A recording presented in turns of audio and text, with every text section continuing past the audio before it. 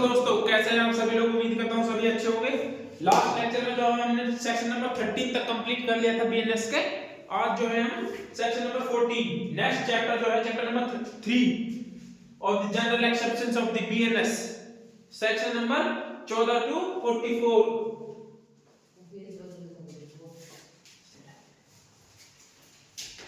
14 से 44 तक। ये एक इंपॉर्टेंट चैप्टर है जिसमें जो है जनरल एक्सेप्शन की बात करेंगे, जो कहता है कि यदि कोई व्यक्ति कोई ऑफेंस कर भी देता है, मर्डर कर देता है, कोई भी ऑफेंस करता है, तो फिर भी जो है वो लायबल नहीं होता। कुछ ऐसी कंडीशंस होती है, तो उन्हीं कंडीशंस के बारे में ये बताता है। और हमें साथ साथ ये इस चैप्टर में ये भी जानने को मिलेगा कि कब जो है हम किसी व्यक्ति को जो है अपने प्राइवेट डिफेंस या सेल्फ डिफेंस में जो है किसी व्यक्ति को मार सकते हैं। हमें जान से मारने तक का राइट है क्या, या जान से मारने से अलग कुछ राइट्स हमें दे रखे हैं कि कब हम जो है किसी व्यक्ति के खिलाफ जो है ऑफेंस, मतलब किसी व्यक्ति के खिलाफ जो है अपने आप को बचाने के लिए हथियार उठा सकते हैं या फिर अपना बचाव कर सकते हैं, दूसरे को दंडित कर सकते हैं। ठीक है, तो ये है सेक्शन नंबर 14। सेक्शन नंबर 14 जो है वो 14 से 44 तक है, जिसमें दो वर्ड्स का यूज किया गया है। एक होता है एक्टस रिया, एक होता है मेंस रिया। ठीक है, तो पहले देखते हैं मेंस रिया। मेंस रिया और एक्टस रिया। एक्टस रियस है, सॉरी, ये एक्टस रियस है और ये मेंस रिया है। ठीक है, मेंस रिया होता है गिल्टी माइंड, गिल्टी माइंड, और एक्टस रिया होता है मतलब गलत एक्ट करना। ठीक है, इलीगल एक्ट करना, उसको बोलते हैं हम एक्टस रिया। गिल्टी माइंड को हिंदी में बोलते हैं इसको, हिंदी में आप देख लेना, आप लोग, मुझे याद नहीं आ रहा अभी ना। एक्टस रिया तो ना, जब भी कोई ऑफेंस होता है तो इन दोनों को जो है प्रूव करने की जरूरत होती है, एक्टस रिया को, और ये होता है इलीगल एक्ट बोल सकते हैं आप, या फिर आप इसको भी गिल्टी एक्ट बोल सकते हैं। ठीक है, इलीगल एक्ट ही बोल लीजिए। इन दोनों को जो है प्रूव, इलीगल एक्ट तो प्रूव हो जाता है, कोई भी एक्ट होते ही कोई भी ऑफेंस हुआ तो ये तो ऑटोमेटिक प्रूव हो जाता है, लेकिन ना उसमें मेंस रिया को प्रूव करना जरूरी होता है। आप किस तरीके से प्रूव करोगे कि इसका जो है गिल्टी इंटेंशन थी इस ऑफेंस को करने के लिए, तो उसके लिए जरूरी होता है गिल्टी माइंड का होना। गिल्टी माइंड को जो होता है प्रोसिक्यूशन उसको जो है प्रूव करता है। इन दोनों को जो है ये प्रूव करने की जरूरत होती है कोर्ट में। ठीक है, और डिफेंस काउंसिल जो होगा वो चाहे तो इसका बचाव ले सकता है, इसको डिस्प्रूव कर दे। यदि ये प्रूव कर देता है प्रोसिक्यूशन, तो डिफेंस जो होता है होगा वो उसको डिस्प्रूव कराएगा। इसी के ऊपर मेंस रिया के ऊपर ही ये एक मैगजीन लिखी हुई है, एक्टस नॉन फैसिट्रियम निसी मेंस रिया। ठीक है, ये एक लैटिन मैगजीन है। आप चाहे तो हो सकता है वर्ड उल्टे सीधे भी मैं बोल रहा हूं, लेकिन ये हमारे लैंग्वेज है नहीं, तो जैसे आप लोग याद करना चाहो ऐसे कर लेना। एक्टस नॉन फैसिट्रियम निसी मेंस रिया, इसका अर्थ होता है कि केवल कार्य किसी को अपराधी नहीं बनाता जब तक कि उसका मन भी अपराधी ना हो। क्या अर्थ होता है?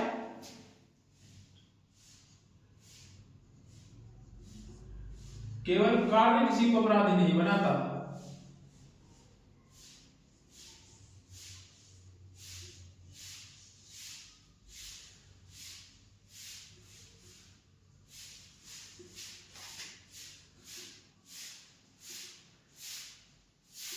जब तक उसका मन अपराधी नहीं हो।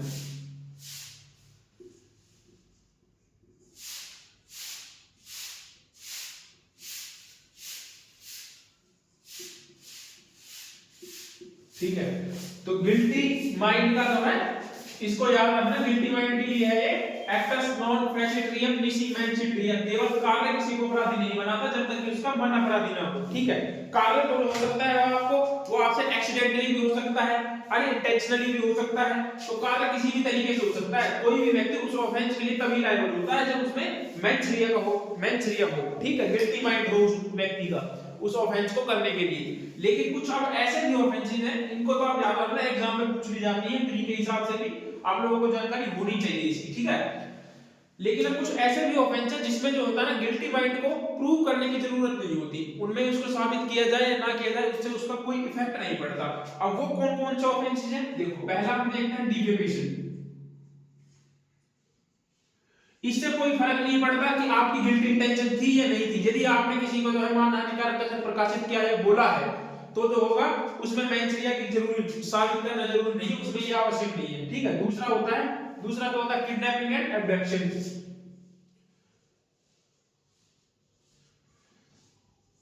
Kidnapping and abduction. थर्ड क्या होता है? थर्ड होता है कंटेम्प्ट ऑफ कोर्ट।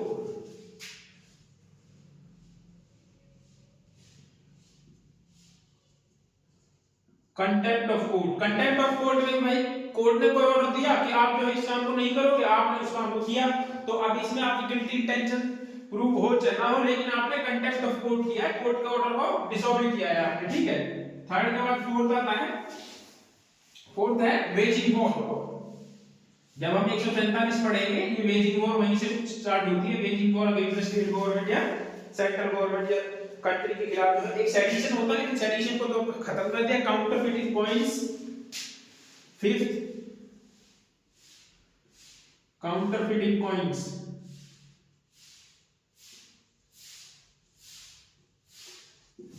ठीक है। तो ये 5 ऐसे ऑफेंसेस हैं जिनमें जो है मैंसरिया यदि साबित ना भी हो तो भी उससे कोई इफेक्ट नहीं पड़ता, इसमें जो है साबित करने की जरूरत नहीं होती। अब हम आगे बात करेंगे सेक्शन नंबर 14 पर। ठीक है। ये जो था ये समझाने के लिए था।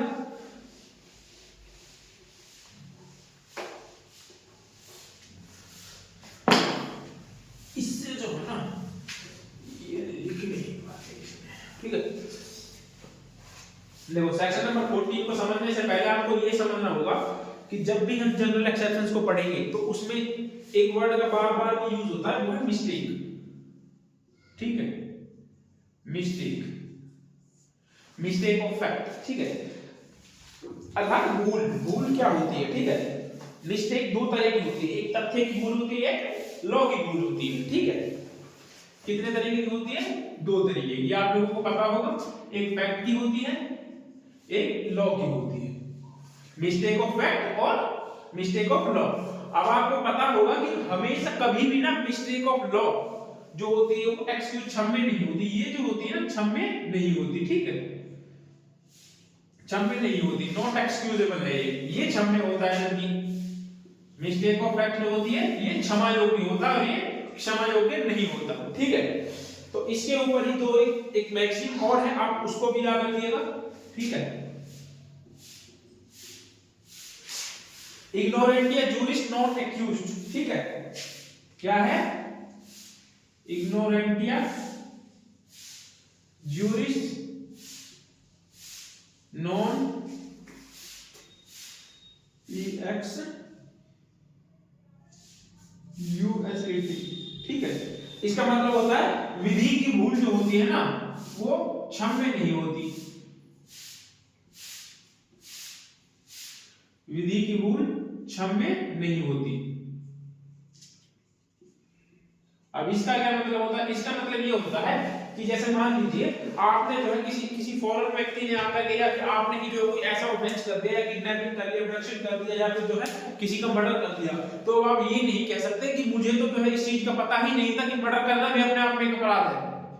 लॉ की जानकारी ना होना, आप उस चीज का सहारा नहीं ले सकते कि मुझे तो इस लॉ के बारे में जानकारी थी ही नहीं, इसीलिए ये ऑफेंस नहीं होगा। नहीं, आप उसके लिए जो है लायबल रहोगे, चाहे आपको उस लॉ के बारे में जानकारी थी या नहीं थी, उससे कोई इफेक्ट नहीं पड़ता। उसके बाद एक और है इग्नोरेंट जूरिस नॉन, नहीं उसमें इग्नोरेंट जूरिस एक्यूज आ जाएगा। ठीक है। एक्यूज नहीं है, एक्यूज्ड है। Ignorantia juris non excuse, sorry non नहीं आएगा इसमें। बिल्कुल आराम से पढ़ना है, कोई जल्दी नहीं। जनरल एक्सेप्शन चैप्टर अपने आप में ही बहुत इंपॉर्टेंट है, इसलिए हम भी इसको जो है बिल्कुल स्लो तरीके से करवाएंगे। पहले मैं आपको कुछ मैगजीन बता दे रहा हूं ताकि जब हम आगे पढ़ेंगे ना तो आप लोगों को ये दिमाग में रहेगी कि इनका वर्ड का यूज कहां पे हो रहा है, क्या है क्या नहीं है। ठीक है। इग्नोरेंट जूरिस एक्यूज ये होता है तथ्य की भूल क्षम्य है ना। जूरिस का अब आप लोग बताते तो हैं नहीं। इग्नोरेंट पैसिव है, पैसिव मतलब होता है फैक्ट। ठीक है। अर्थात तथ्य की भूल क्षम्य है।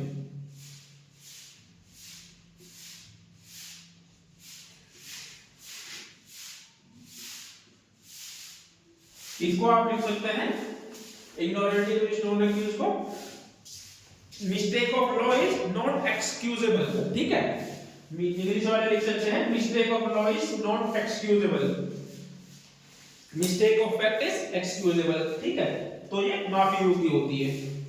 अब आते हैं, उसके बाद आते हैं सेक्शन नंबर 14 पर, और सेक्शन नंबर 14 अब क्या कहता है उसको देखते हैं।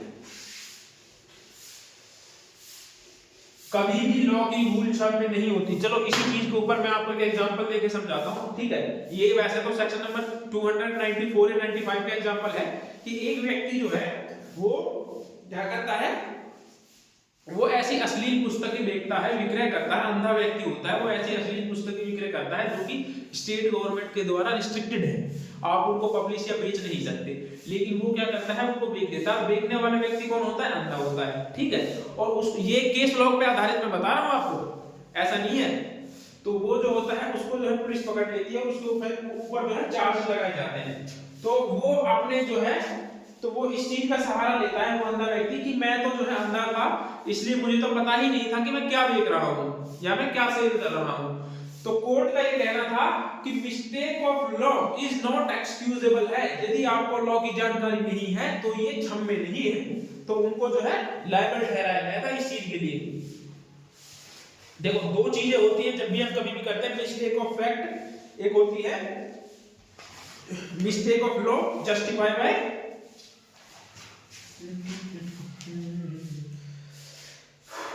मिस्टेक ऑफ फैक्ट दो तरीके का होता है, ठीक है। पहला होता है बाउंड बाय लॉ, एक होता है जस्टिफाई बाय लॉ। देखो 14 को जब हम करेंगे ना, section number 14 mistake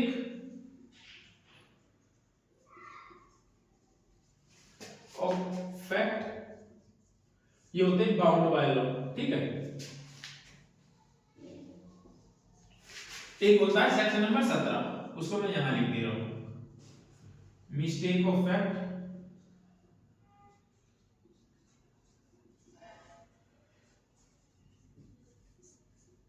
justify by law, ये होता है जस्टिफाई बाय लॉ।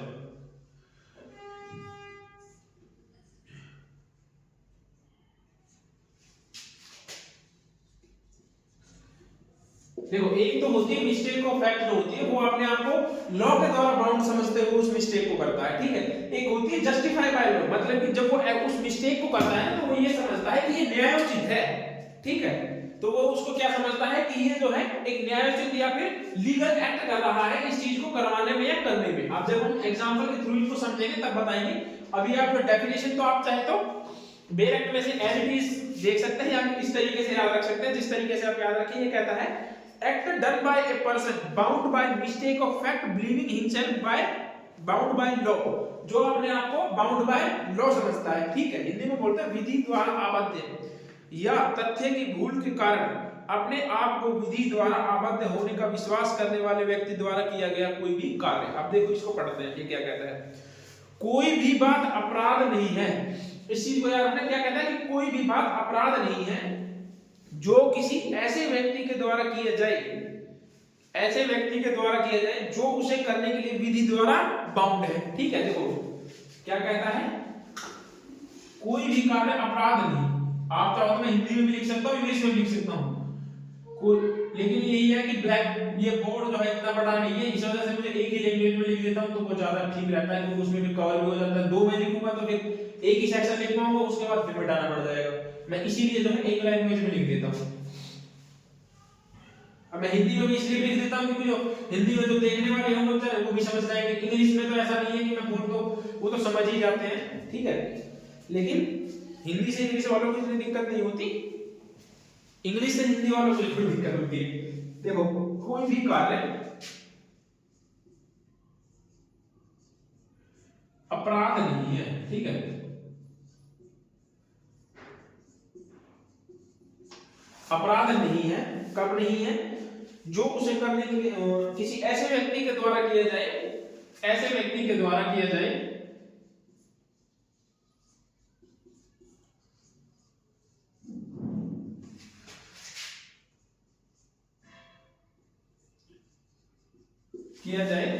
जो उसे करने के लिए बाध्य है।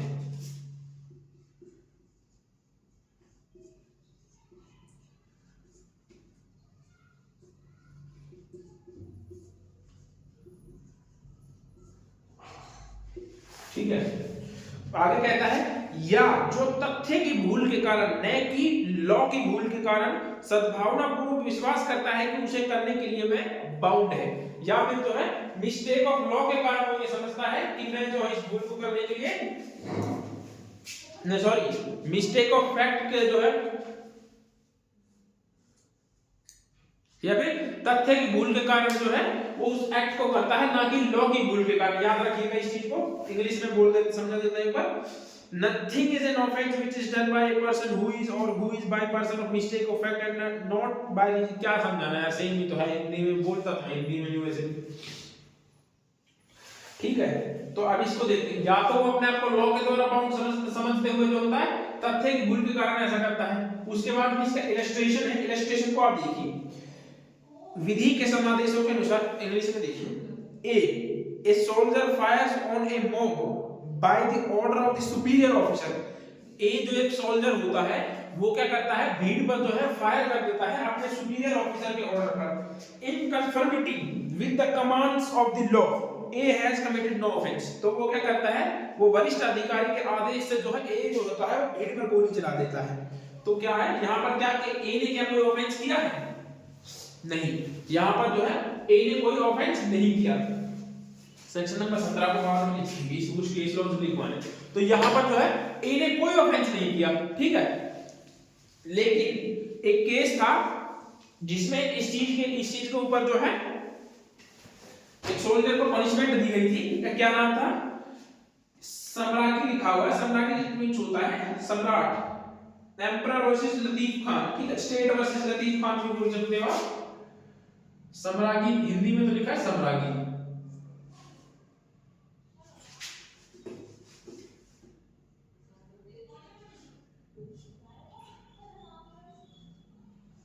सम्रागी वर्सेस लतीफ खान।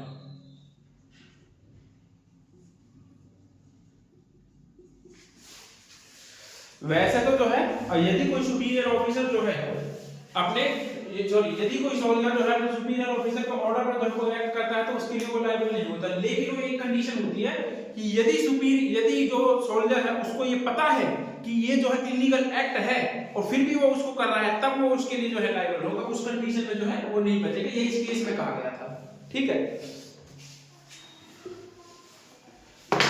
काम का देख देता हूं यार। इसके बाद इलस्ट्रेशन नंबर 2 देखते हैं। इसमें मतलब 14 जो है बिल्कुल इजी है।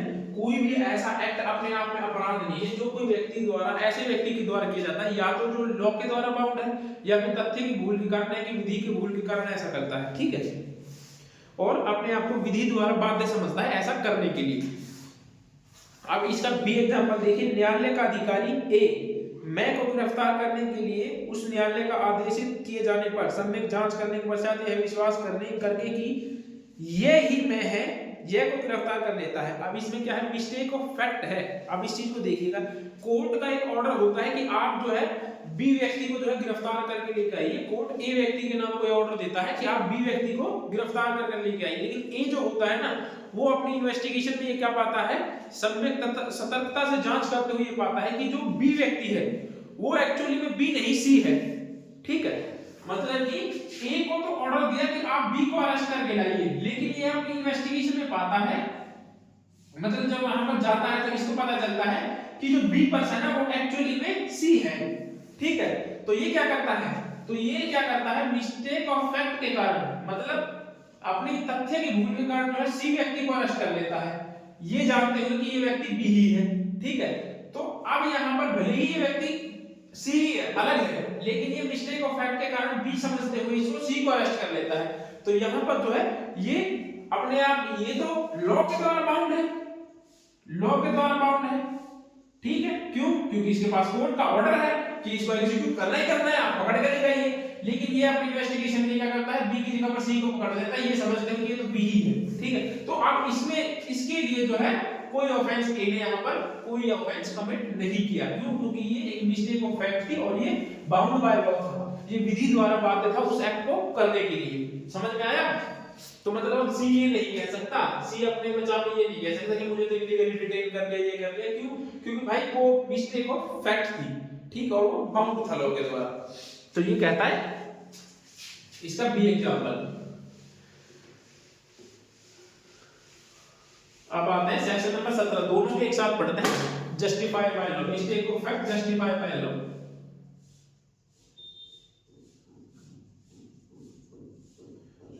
Mistake of fact justify by law. अब इसको देखते हैं ये क्या कहता है। आओ 17 में जरा, विधि द्वारा न्यायनियमित या तथ्य की भूल से अपने आप को विधि द्वारा न्यायनियमित होने का विश्वास करने वाले व्यक्ति द्वारा किया गया कार्य। Act done by a person justify और by mistake of fact believing himself justify by law. देखो, या तो जस्टिफाई बाय लॉ या फिर तथ्य की भूल के कारण जो है ना विधि को न्यायनियमित होने का विश्वास करता है कि कोई व्यक्ति के द्वारा। इसको पढ़ते हैं एक बार, देखो क्या कहता है। कोई भी बात अपराध नहीं है जो ऐसे व्यक्ति के द्वारा की जाए जो उसे करने के लिए विधि द्वारा न्यायनियमित है। मतलब कि कोई भी व्यक्ति या तथ्य की भूल के कारण, नहीं कि विधि की भूल के कारण सद्भावपूर्वक विश्वास करता है कि वह उसे करने के लिए विधि द्वारा न्यायनियमित है। मतलब कि कोई व्यक्ति अपने आप को ये समझता है कोई भी एक्ट को करते समय कि वो जो है ना जस्टिफाई बाय लॉ है, मतलब कि विधि की नजरों में जो है ना वो सही है और उस एक्ट को वो करता है। तो वो क्या होगा, उस एक्ट के लिए मिस्टेक ऑफ फैक्ट भले ही हो उसमें, लेकिन मिस्टेक ऑफ लॉ नहीं होना चाहिए। मिस्टेक ऑफ फैक्ट के कारण क्या होता है, वो जो होता है उसको कर देता है उस एक्ट को, तो वो उसके लिए लायबल नहीं होगा। उसका एग्जांपल क्या है, देखो एग्जांपल, क्योंकि इसमें लिखवाने को ऐसा कुछ नहीं है, मैं आपको सेम यही परिभाषा लिखवाऊंगा सेक्शन 17 में, तो उसका कोई फायदा नहीं, क्योंकि उसमें टाइम नहीं जाना है। आप लोगों के पास बेयर एक्ट होगा तो आप बेयर एक्ट ये तो सेम ही है, इसको आप लिख दोगे आसानी से। इसमें दो चीजों को हमेशा आपको याद रखना है, मिस्टेक ऑफ फैक्ट और mistake of law. Mistake of law कभी भी क्षम्य नहीं होती, नॉट एक्सक्यूजेबल होती है। अब आप इसके इलस्ट्रेशन को देखिए, इलस्ट्रेशन से आप एक बार पढ़ते ही समझ जाओगे। ए डी को ऐसा कार्य करते हुए देखता है जो ए को हत्या लगता है। ठीक है, देखो मतलब कि ए जो है ना ये किसी पार्क वगैरह में खड़ा है, ठीक है, और ये क्या करता है डी, ठीक है, डी को जो है, डी को क्या देखता है कि ये ई नाम के एक व्यक्ति का जो है मर्डर कर दिया इसने। ये जब यहाँ पर पहुंचा तो इसने देखा, ये यहाँ कहीं पहुंचा पार्क वगैरह में कहीं भी, इसने देखा कि डी नाम के व्यक्ति ने ई नाम के व्यक्ति का मर्डर कर दिया। ठीक है, तो ये क्या करता है, ये इस डी में जो ए जो होता है ना वो इसको पकड़ लेता है, मतलब ये डी को पकड़ लेता है और पुलिस स्टेशन ले जाता है, पुलिस को सौंप देता है, बोल देता है कि इसने जो है ई का मर्डर किया है। लेकिन जब ट्रायल चलता है तो कोर्ट में ये प्रूव हो जाता है कि जो डी है ना उसने अपने बचाव में ई को मारा था, मतलब कि इसने अपने सेल्फ डिफेंस में ई को मारा था। लेकिन ये चीज इसने नहीं देखी, इसने सिर्फ इतना देखा कि डी ने जो है ई को मारा था। कोर्ट में प्रूव हो गया कि डी ने जो है ई को अपने सेल्फ डिफेंस में मारा था, ठीक है, अपने बचाव में मारा था। तो अब डी जो है ना इस चीज के लिए ए के ऊपर जो केस नहीं कर सकता कि इसने मुझे जो है इलीगली जो है पकड़वा दिया था, ठीक है, या फिर हैरेस किया है। क्यों नहीं कर सकता, क्यों, क्योंकि ए यहां पर ये समझ रहा था कि ये जो एक्ट कर रहा है ये जस्टिफाई बाय लॉ है, मतलब लॉ की नजरों में जो है सही है। ठीक है, अभी जस्टिफाई ही तो है, मतलब कि मैंने अगर किसी व्यक्ति को मर्डर करते हुए देखा तो मैंने पुलिस को फोन कर दिया, उसको पकड़वा दिया। अब ये चीज अलग है, ये मिस्टेक ऑफ फैक्ट है कि मुझे नहीं पता कि उसने जो है अपने सेल्फ डिफेंस में उसको मारा है, भले ही कोर्ट में प्रूव हो जाए। तो ये कहता है 17 का इलस्ट्रेशन, ए डी को ऐसा कार्य करते हुए देखता है जो ए को हत्या प्रतीत होता है। ए सद्भावना पूर्वक काम में लाए गए अपने श्रेष्ठ निर्णय के अनुसार उस शक्ति को प्रयोग में लाते हुए जो विधि ने हत्या करने वालों को उस कार्य को पकड़ने के लिए समस्त व्यक्ति को दे रखी है। डी को उचित प्राधिकारियों के समक्ष ले जाने के लिए डी को अभिग्रहित कर लेता है, अभिग्रहित मतलब कि पकड़ लेता है, उसको अधिकारी के समक्ष ले जाता है। ए ने कोई अपराध नहीं किया, चाहे तत्पश्चात असल यह बात निकले कि ए डी जो है आत्मरक्षा में कार्य कर रहा था, चाहे भले ही बाद में ये बात निकल कर आए कि डी ने जो है अपने सेल्फ डिफेंस में एक्ट किया था। ठीक है, अब आप लोग कहें तो कमेंट कर देना, अगर आप लोग ये कहते हैं ना कि सर हमें तो लिखवा दो, तो मैं लिखवा दूंगा, क्योंकि इसमें लिखवाने के लिए वही है कि मैं आपको परिभाषा और इलस्ट्रेशन ही लिखवा सकता हूं, उसके अलावा तो कुछ नहीं लिखवा सकता। बाकी मैं आपको समझा ही सकता हूं सिर्फ ये चीजें। आप डायरेक्ट आप जो है डायरेक्ट में से चीज को लिख लीजिएगा, ऐसा कुछ है नहीं इसमें, जहां पर लिखने को होगा वहां पर मैं लिखवा दूंगा, उसके लिए आप बेफिक्र रहिए। अब आते हैं सेक्शन नंबर 15, जो हमने छोड़ दिया था, न्यायिक रूप से कार्य करते हुए न्यायाधीश का एक्ट। एक्ट ऑफ जज when acting judiciary, act of जज व्हेन एक्टिंग जुडिशियरी मतलब जुडिशरी का एक्ट करते हुए जज का कार्य। तो सिंपल बात से पता चल रहा है कि सॉरी ये क्या कहता है, देखो nothing is an offence which is done by a जज, कोई भी कार्य जो ऑफेंस नहीं है जो जज के द्वारा किया जाए when acting judicially in the exercise, आपने न्यायिक कार्य करते हुए any power which is good faith and believe to be given by him the law, law किसी शक्ति का प्रयोग करते हुए जो लॉ के द्वारा उनको दी गई है। मतलब कि किसी जज ने जो है किसी व्यक्ति को मान लीजिए डेथ पनिशमेंट दे दी, ठीक है, और हाई कोर्ट में जाकर के वो जो है क्या हो गई, सेटिस्फाइड हो गई, ठीक है, उसको छोड़ दिया गया। तो अब वो व्यक्ति आकर के ऐसा थोड़ी कि डिस्ट्रिक्ट जज के ऊपर आके जो है केस कर देगा कि इन्होंने मुझे जो है जबरदस्ती या फिर इलीगल तरीके से जो है वो पनिशमेंट दी थी। तो आप जज को उस चीज के लिए लायबल नहीं ठहरा सकते। तो जज को जो है एक्सेप्शंस मिला हुआ है अपने एक्ट को करने के लिए, ठीक है। तो मतलब जो जज होंगे ना वो उनके ऊपर जो है आप केस नहीं कर सकते। ये सिंपल सा ही है, आप लोग समझ गए होंगे इसको। अब आते हैं सेक्शन नंबर 16।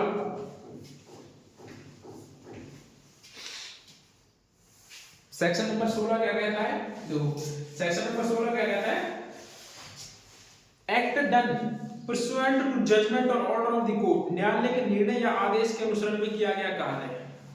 न्यायालय के निर्णय, इसको याद रखिए 16, कोर्ट का ऑर्डर या जजमेंट दोनों के अधीन किया गया कार्य जो है अपने आप में ऑफेंस नहीं है। अब मैं दोनों को समझाता हूं कैसे। देखो कोर्ट ने जो है ए नाम के एक ऑफिसर को, जो पुलिस ऑफिसर है, ठीक है, पुलिस ऑफिसर, इसको ऑर्डर दिया कि आप जो है बी व्यक्ति को पकड़ कर लेकर आइए, आप जो है बी व्यक्ति को पकड़ कर लेकर आइए।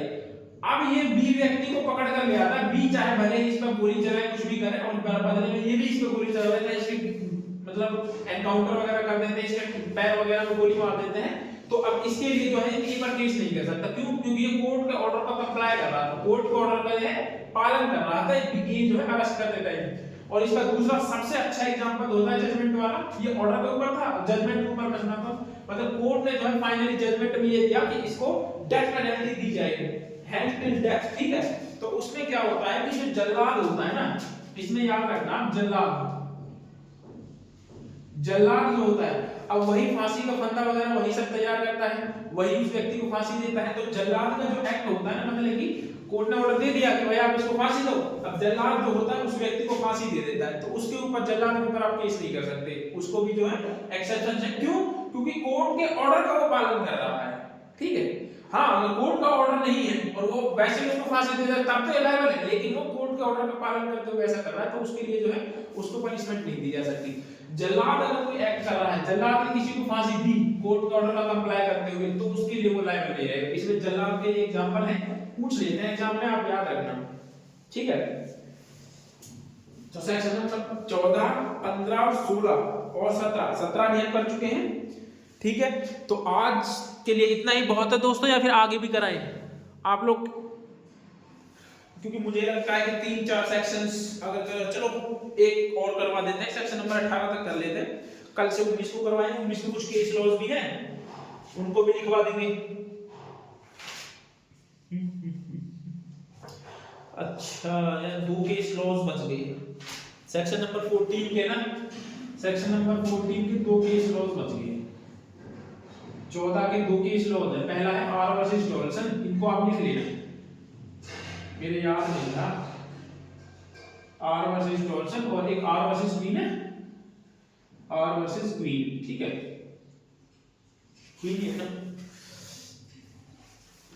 नहीं क्वीन वर्सेस प्रिंस है, क्वीन वर्सेस प्रिंस, दूसरा बोल क्वीन वर्सेस प्रिंस।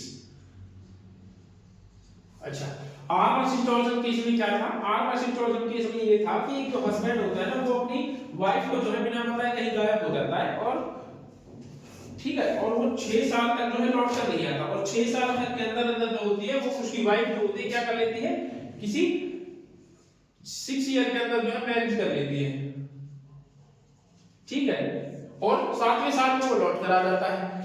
अब आप लोगों को पता है कि 2 विवाह जो है कोई नहीं नहीं कर सकता, वो अपने आप में एक बाइगेमी है। तो ये क्या करता है, इसको जो है अपनी वाइफ के खिलाफ केस करता है बाइगेमी का, ठीक है। तो कोर्ट जो है इनकी वाइफ को जो है बाइगेमी के लायबल ठहराती है। तो ये था इस केस में। ये दो केस याद रखना, आप केस का तो पूछा नहीं जाएगा लेकिन आप पूछ लेते हैं, R versus Thomson, queen versus Prince, ठीक है। अब आते हैं सेक्शन नंबर 18, एक्सीडेंट ऑफ विधिपूर्ण कार्य करने में दुर्घटना। Accident in doing of lawful act, lawful act करते हुए कोई दुर्घटना हो जाती है तो उसके लिए जो है वो लायबल नहीं रहेगा। इसको आज ही करवाएं क्या? चलो करवा ही देते हैं, क्योंकि कल के लिए गया नहीं, कल छूटेगा, बेटर है आज ही कर देते हैं। सेक्शन नंबर 19 जो है वो थोड़ा लेंथी चलेगा, उसको अच्छे से समझाएंगे। 24-25 भी ठीक है, कल देंगे। बाकी 2-3 दिन तो लगेंगे इसको पूरे को कंप्लीट करने में, एटलीस्ट 3 लेक्चर तो लगेंगे।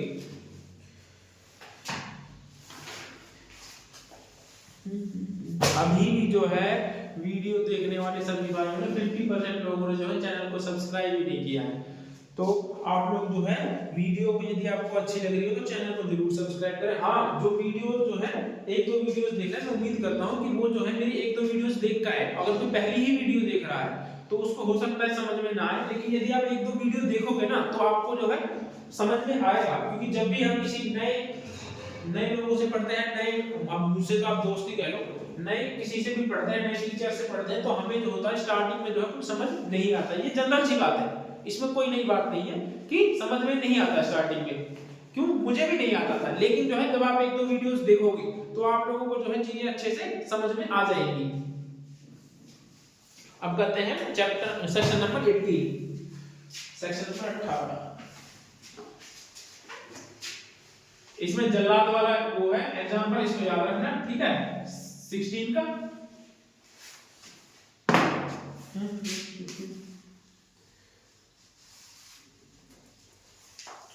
अब आते हैं section number 18।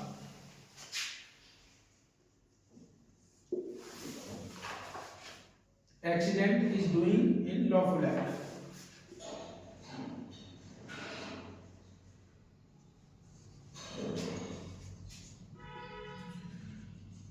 Doing in lawful act,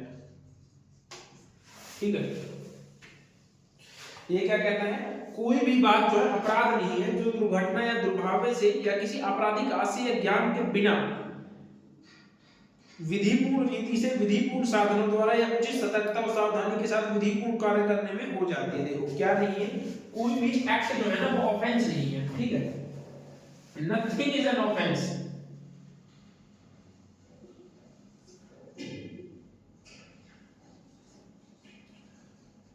Nothing is an offense which is done by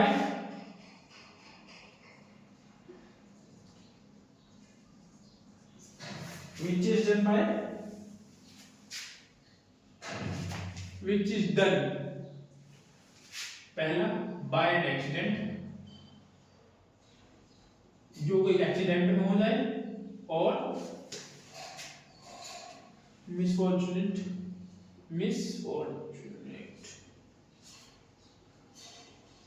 ठीक है। उसके बाद कहता है and without any criminal intention, और without any criminal intention, without any criminal intention,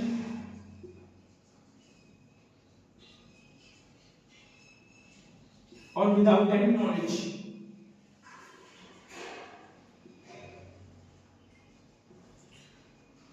without any knowledge, ठीक है। कोई भी कार्य जो है अपराध नहीं है, जो क्या कहते हैं, जो किसी दुर्घटनावश, दुर्भाग्य से या फिर जो है बिना किसी जो है आपराधिक आशय से या आपराधिक ज्ञान के जो है कोई एक्ट हो जाता है। और जो एक्ट जो होता है लॉफुल करता है, वो लॉफुल सावधान, लॉफुल एक्ट करता है और उचित सावधानी और सतर्कता से करता है, ठीक है।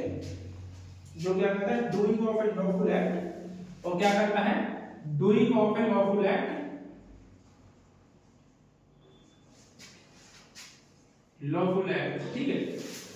लोग क्या करता है, लॉफुल एक्ट करता है and lawful manner, and in a lawful manner,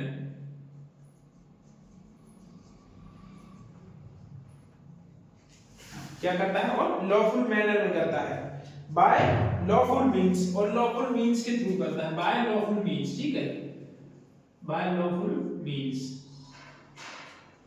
lawful means में करता है, and with proper care and caution, with proper care and caution.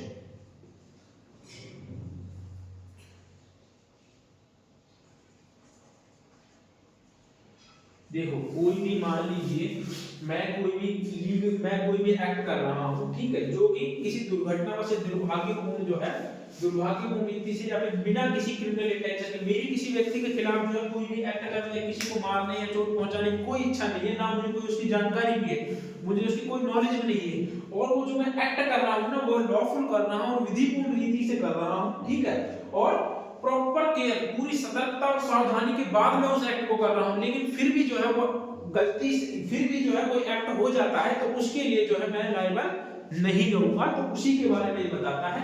अब आप देखिए किसी भी एक्ट को पढ़ने का सबसे अच्छा तरीका जो होता है किसी चीज को टुकड़ों में तोड़ देना होता है। अब हमने ये 3 लाइनें जो है 6 लाइनों में तोड़ दी। अब इनसे जो है अब हम इन 6 पॉइंट को याद रख लेना तो हमें ऑटोमेटिक पूरा सेक्शन याद हो जाएगा, ठीक है। कैसे? एक्सीडेंटली कोई कार्य हो गया without any criminal knowledge and intention की, उसके बाद में जो एक्ट था वो लॉफुल था, लॉफुल मैनर में था, और कहा था लॉफुल बाय लॉफुल मींस के थ्रू था, और जो उसमें पूरी care and proper care and cost था, ठीक है। लेकिन फिर भी वो एक्ट हो गया तो उसके लिए जो है लायबल नहीं रहेगा। अब इसका इलस्ट्रेशन देखते हैं। इलस्ट्रेशन क्या कहता है? एक कुल्हाड़ी से काम कर रहा है, कुल्हाड़ी का फल उसमें से निकलकर छटक जाता है, ठीक है, और निकट खड़ा हुआ व्यक्ति उससे मर जाता है। यहाँ यदि एक ही तरफ से उचित सावधानी का अभाव नहीं था तो उसका कार्य माफी योग्य है और अपराध नहीं है। मतलब कि एक कोई जो है पेड़ पर चढ़ के जो है कोई एक्ट कर रहा है, मतलब कि कोई पेड़ काट रहा है, नीचे खड़ा और उसने पूरी सावधानी बरती हुई है, ठीक है, पूरी सावधानी से वो कार्य कर रहा है, लेकिन फिर भी जो है गलती से उसका फल जो निकलता है कुल्हाड़ी का फल निकल के किसी पास खड़े व्यक्ति को लग जाता है, जिससे उसकी डेथ हो जाती है। अब यदि वो पेड़ को पूरी सतर्कता और सावधानी से काट रहा था, लेकिन उसके पश्चात भी जो है किसी व्यक्ति की मृत्यु हो जाती है फल लगने की वजह से, तो जो होगा वो उस ऑफेंस के लिए लायबल नहीं होगा। हाँ, यदि ये प्रूव हो जाता है कि जो है यदि ये प्रूव हो जाता है कि उसकी जो उसमें इंटेंशन थी या उसको नॉलेज थी कि ऐसा हो सकता है। ऐसा कैसे हो सकता है? मतलब कि उस जो कुल्हाड़ी का फल था वो बार-बार में निकल कर गिर रहा था, लेकिन फिर भी जो उसने सतर्कता नहीं बरती या फिर लोगों को वहां से नहीं हटाया, वहां पर लोग खड़े थे, ठीक है, और या फिर उसने उस फल को ठीक नहीं किया, या फिर उसको पता था कि जो मैं एक्ट कर रहा हूँ इससे जो है इसको इंजरी हो सकती है, या फिर उसकी क्रिमिनल इंटेंशन थी वो एक्ट करने की जानबूझकर, तो जो होगा उसके लिए लायबल होगा। ये कहता है सेक्शन नंबर 18। तो उम्मीद करता हूँ दोस्तों आप लोगों को जो है समझ में आ रहा होगा अच्छे से, और यदि जो आपको समझ में ना आए वो आप कमेंट कर देना, मैं उसके लिए जो है आपको स्पेशल एक वीडियो बना करके जो है अपलोड कर दूंगा। जो भी चीज आपको समझ में ना आ रही हो या फिर किसी भी चीज के बारे में आपको पूछना है तो आप कमेंट में कर सकते हैं, या फिर मेरे नंबर पर आप व्हाट्सएप कर सकते हैं। मोबाइल नंबर है 8708520083, ठीक है। आप इस नंबर पर जो है व्हाट्सएप पे कॉल भी कर सकते हैं। अगर आपको किसी भी चीज के बारे में कोई पूछना है या डाउट है तो आप उसको भी जो है क्लियर कर सकते हैं। आई होप आप लोगों को अच्छी लगी होगी वीडियो। तो मिलते हैं नेक्स्ट वीडियो में। सेक्शन नंबर 19 से जो है आगे बढ़ेंगे और जो है कोशिश करेंगे इस पूरे जनरल एक्सेप्शन जो है इसको 3 दिन में कंप्लीट करना है, क्योंकि आराम से चलना है, अच्छे से कवर करते हुए सारी चीजों को चलना है, कुछ छोड़ना नहीं है। तो मिलते हैं दोस्तों नेक्स्ट वीडियो में। Thank you, bye bye.